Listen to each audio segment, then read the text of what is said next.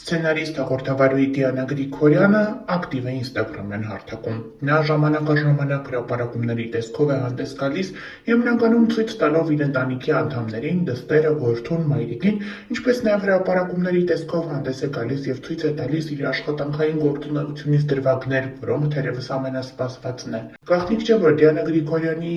բոլոր նախագծերը սիրվում են և լայն տարածում են գտնում հանրության շրջանում, թեև կան քննադատություններ, բացասական մեկնաբանություններ, այնուամենայնիվ այս նախագծերը կարելի է համարել հաջողված են։ Օրեր առաջ Facebook-յան հարթակում լուրեր հայտնվել այն մասին, որ սցենարիստ Դիանա Գրիգորյանը իր նոր «Գոյամարտ» հեռուստասերիալում նկարահանվելու համար առաջարկել է դերասան Կարեն Ասլանյանին, սակայն վերջինս մերժել է առաջարկը։ Այս լուրը հայտնվել էր այն բանից հետո, երբ Կարեն Ասլանյանն ինստագրամյան հարթակում հարց ու պատասխան էր կազմակերպել, նրան հարց էին հղել արդյոք կտեսնեն հեռուստաէկրաններին, և վերջինս նշել էր, որ հենց օրեր առաջ մերժել է X հեռուստանախագծում հեռուստասերիալում նկարահանվելու առաջարկը։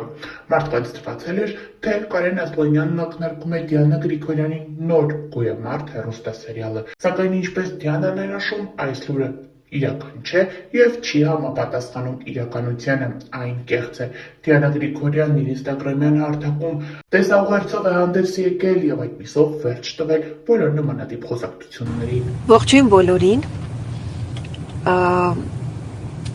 Ձյան տակ քայլելու և ռոմանտիկ երաժշտություններ այդ նյութերի տակ դնելու փոխարեն ես պետք է ստիպված գործնական ստորի անեմ, որովհետև այն ամենը անելու ժամանակ չունեմ։ Ուրեմն ես ուզում եմ ասել հետևյալը, հարգելիներս, եթե ես որևէ հոդվածի, որևէ նյութի չեմ անդրադառնում, դա դեռ չի նշանակում, որ այդ հոդվածը նյութը համապատասխանում է իրականությանը։ Եթե ես չեմ հերքում, չեմ խոսում այդ մասին, դա դեռ չի նշանակում, որ այդ ամենը ճիշտ է ու համապատասխանում է իրականությանը։ Ես հասկացել եմ մի բան, որ այս կյանքում արհամարանքը այլևս չի դիտվում իբրև պարզապես վերևից այդ իրավիճակին նայելու տարբերակ։ Դիտվում է որպես համաձայնություն, դա իրականում այդպես չէ։ Ես ուղղակի չեմ ուզում իջնել տվյալ հոդվածը, տվյալ նյութը, որը չի համապատասխանում բացարձակի մանձի իմ գործունեության հետ, չեմ իջնում տվյալ նյութը գրողի մակարդակին, չեմ իջնում տվյալ նյութը հեղինակողի մակարդակին, որովհետև նախ ես ժամանակ չունեմ և երկրորդ իմ կյանքում առավել կարևոր արժեքներ կան։ Ես չեմ կարող պատկերացնել այն մարդկանց, ովքեր ընթերցողին սնում են սուտ նյութերով, վաստակում են գումար, վերնագրում են դա աշխատանք ու հետո այդ գումարով գնում են, հաց են գնում և ուտում են։ Ես չեմ հասկանում այդ մարդկանց, նույնիսկ երբ ուզում եմ պատկերացնել այդ մարդկանց, մտածում եմ, որ իրենք անմարդկային տեսք ունեն, տարօրինակ տեսք ունեն և այլն։ Ինչևէ, իմ մտերիմները միշտ ինձ մեղադրել են լռության մեջ, որ ես լուռ եմ, որ ես չեմ հերքում, որ ես կուլ եմ տալիս այն բոլոր թեկուզ վատ մեկնաբանությունները, որոնք հնչում են իմ նախագծերի վերաբերյալ, նախագծերի հետ կապված չարախոսությունները և այլն, անձնական։ Ես ինչու եմ լուռ, որովհետև ես արդեն ասացի, որ ես չեմ ուզում հավասարվել այդ մարդկանց բացարձակ, բայց հասկացա մի բան, որ լռելով այդ մարդկանց թևեր ես տալիս, որովհետև իրենք լռության իմաստը չեն հասկանում։ Ասում են, չխոսելով շատ բան կարող ես ասել, բայց հավանաբար մարդիկ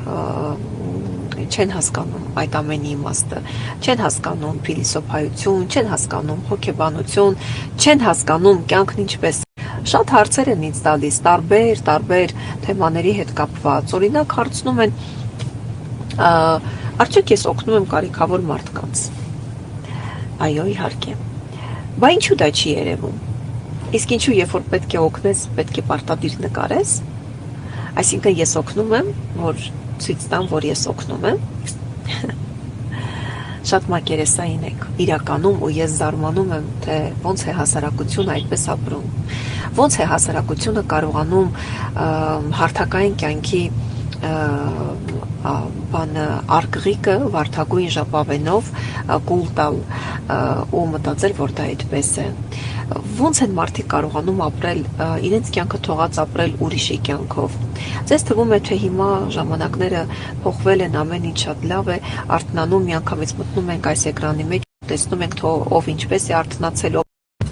ով ինչպես է իր դարակը դասավորում, հագուստը որտեղ է դնում, ասենք տաբատը որտեղ է դնում, գուլպաները որտեղ է դնում, կամ մտնում է տուն, ինչ է անում առաջնահերթ, լվացվում է պարտադիր։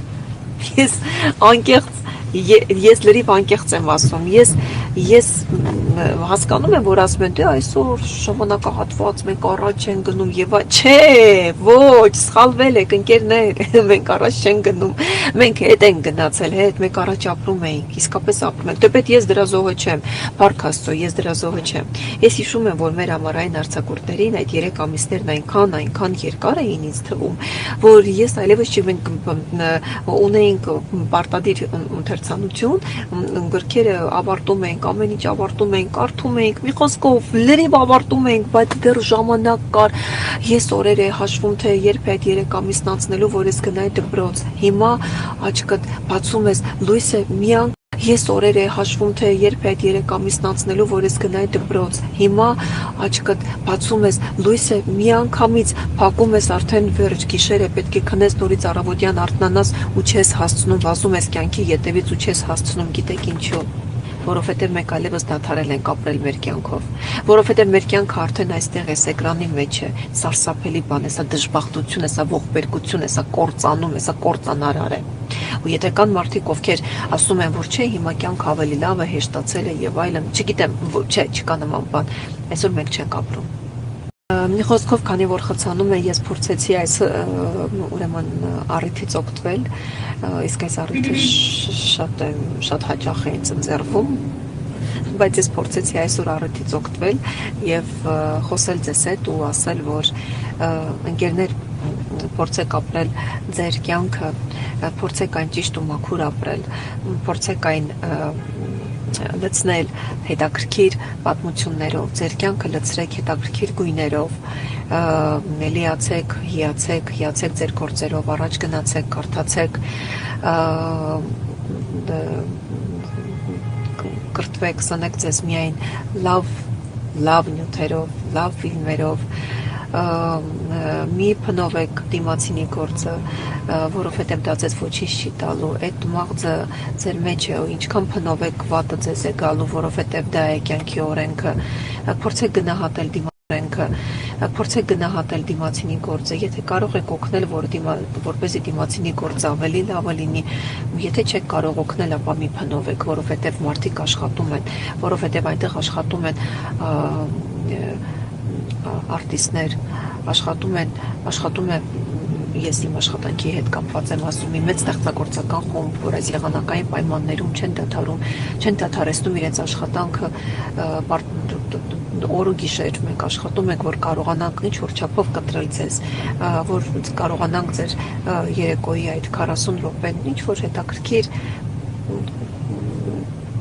ամեն ինչ անում ենք դրա համար, որ հետաքրքիր լինի, ժամանց ապահովել ձեզ համար։ Մի խոսքով բարի եղեք, լավ մնացեք եւ թող այս ձյունը մաքրի այն մարդկանց հոգիները, սրտերը, որոնց մեջ կա մաղձ, թույն եւ թող այս ձյունը մաքրի այն մարդկանց հոգիները, սրտերը, որոնց մեջ կա մաղձ, թույն եւ իրենք ներարկիչի մեջ եւ իրենք այդ ներարկիչի մեջ այդ թույնը քաշած սպասում են, թե ում պիտի ներարկեն դա։ Ափսոս է ձեր կյանքը։ Դե նետեք այդ ներարկիչները թույնով լի եւ սնեք ձեզ միայն լավով։ Այսօր ես կփորձեմ հնարավորինս ավելի